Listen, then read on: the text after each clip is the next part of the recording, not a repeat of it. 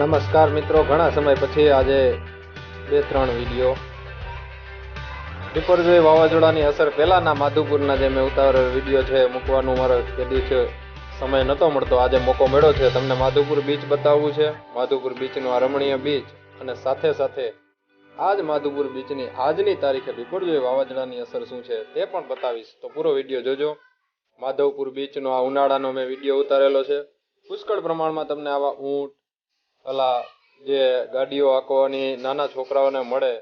આપણે બધા લગભગ અર્બન સાઇડ તરફ બહુ વળતા હોય છે, આપણને એ બહુ ગમતું હોય છે, પણ આપણી નજીકમાં જ માધવપુરનો બીચ એટલે સોમનાથ અને વેરાવળથી પોરબંદર કે દ્વારકા જતા હોય તો લોકો અહીં અચૂક રોકાય છે. બીચ છે એ અઘરો છે, થોડુંક પાણી ઊંડું છે એટલે સાવચેતી રાખવી. ઉનાળાનું આ દ્રશ્ય છે નારિયેળના ત્રોપાવાળા, નાના મોટા ફેરિયાઓ, ઊંટની સવારી, ઘોડાની સવારી, બાઇકની સવારી, આવું બધું તમને અહીં મળશે અને પુષ્કળ આનંદ પણ તમને માણવા મળશે. તો જરૂરથી માધવપુર બીચ પધારવું. માધવપુરનો મેળો જે ભગવાન કૃષ્ણ છે એ રૂખમણીને પરણે છે એનો સંપૂર્ણ વિડીયો તમને એક ડિસ્ક્રિપ્શનમાં એની અલગથી મેં વિડીયો બનાવેલો છે મેળાનો, તેની લિંક આપીશ. એકદમ આ શાંત દેખાતો અને રમણીય દરિયા કિનારો છે અને સાથે સાથે દરિયા કિનારાનું મંદિર પણ તમને બતાવીશ. અને વિપરજોય વાવાઝોડા બાદ આજની તારીખનો લાઈવ વિડીયો આજે 16 તારીખનો એ પણ બતાવીશ. તો એ પહેલાં આ સાંજ આજે મેં જૂના વિડીયો જે બનાવેલા છે એનો આજે એક એડિટિંગ નવું વિડીયો બનાવી અને મિક્સ તમને મૂકું છું. ખૂબ જ રમણીય આવી ઇવનિંગ હોય છે.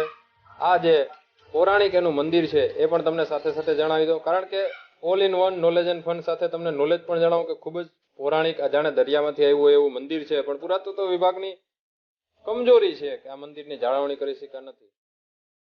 આની કોતરણી તમે કોઈ પણ જો અદ્ભુત આ મંદિર તો ખૂબ જ સરસ એની કોતરણી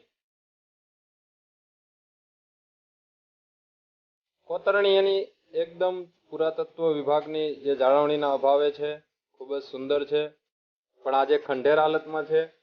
આપણી ધરોહરને આપણે સાચવવામાં ક્યાંક ને ક્યાંક કાચા પડીએ છીએ.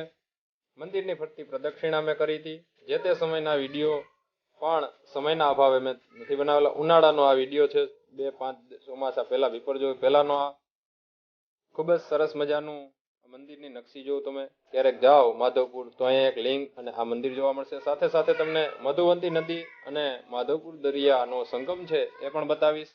અને આજની તારીખે આ સુંદર બીચની વિપરજોયના વાવાઝોડામાં કેવી ઇફેક્ટ થઈ છે, શું અસર છે એ પણ જોશું. એ પહેલા આ મંદિરનું નકશીકામ, આપણી ધરોહર જાણે ઇજિપ્તના પિરામિડોને ટૂંકી પાડે એવી આ નકશી, એવી આની જાળવણીના અભાવે આજે તે નાશ પામી રહ્યું છે એ જોઈ અને થોડું દુઃખ પણ છે. હવે તમને આગળ બતાવું આજની લાઈવ પરિસ્થિતિ. જો આજે પવન છે, પવનના સુસવાટા તમને આમાં સંભળાશે. દરિયો એટલા બધા મોજા નથી મારતા જે અમુક વિડીયો ખોટા વાયરલ થયા છે કે ભાઈ રોડ ઉપર પાણી ચડી ગયું અને માધવપુરના નામે જે વિડીયો વાયરલ થયા છે એ બિલકુલ ખોટા છે. આ લાઈવ દ્રશ્ય છે, આજનું જ દ્રશ્ય છે. પવન છે, આજ સવારનું દ્રશ્ય છે. અત્યારે પવન કદાચ વધારે હોઈ શકે, પણ બીચ એકદમ ખાલી છે. એકલ દોકલ વાહન નીકળે છે અને રેતી પુષ્કળ પ્રમાણમાં ઉડે છે. અમે પણ હેલ્મેટ પહેર્યું છે, બાઇક સવારમાં છે અને જોયું કે લોકો સુધી સાચી માહિતી પહોંચાડીએ.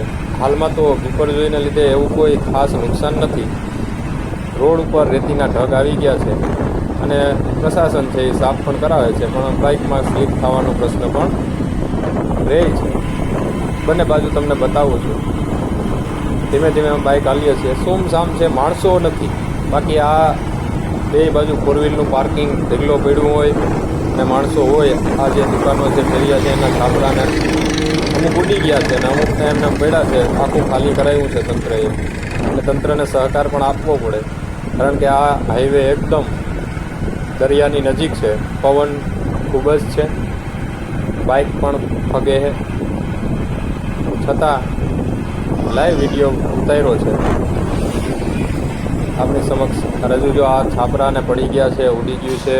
અને એક બાજુ આજે જે પ્રશાસન છે અને લોકો છે આ જે આખો રોડ છે એની ઉપર રેતી આવી ગઈ છે. સામેનો જે આટલા માણસો દેખાય ને આ રેતી ભરે છે. બધા પોતપોતાની રિક્ષા અને વાહનોમાં પ્રશાસને છૂટ આપી આમ તો દરિયાની રેતીનો ઉપયોગ ન કરી શકે, પણ રોડ ખાલી થાય, રોડ સાફ થાય અને લોકોને રેતી ઉપયોગમાં આવે એટલે આ બધા લોકો છે એ પોતાને ઘરે રેતી લઈ જાય છે. માત્ર રોડ પરની રેતી, બાકી જે સમુદ્રની જે રેતી છે એનો ઉપયોગ કરવાની મનાઈ છે. સાથે સાથે આગળ તમને છેલ્લે આ જે મધુવંતી નદી છે એ આપણે દરિયામાં મળે છે અને ભગવાન ભોળાનાથનું શિવલિંગના દર્શન કરી અને આપણે ભગવાન ભોળાનાથને એટલી પ્રાર્થના કરવાની છે કે ભાઈ આપણે છે એ આ જે વિપરજોય વાવાઝોડાની જે બીમારી આપણે જે કહેવાય ને, બીમારી તો ન કહી શકાય પણ એમ એક જાતની બીમારી કહેવાય ને કે આપણને નુકસાન કરે એટલે બીમારી. ઓલી શારીરિક બીમારી હોય, આ માનસિક રીતે કેટલા દિવસના આપણે 4-5 દિવસના આવશે માનસિક બીમાર કરી નાખ્યા. પણ ભોળોનાથ બેઠો એક ઘેટા સિવાય માણસો નથી, ઘેટાનું ટોળું છે.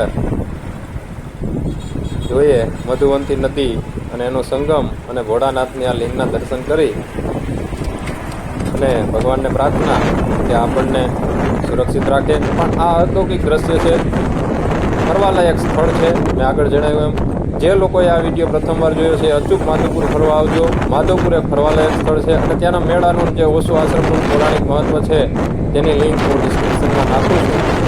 તો બધાને જય માતાજી, જય ભોળાનાથ. અસ્તુ. એકવાર લાઈક અને સબસ્ક્રાઈબ કરજો.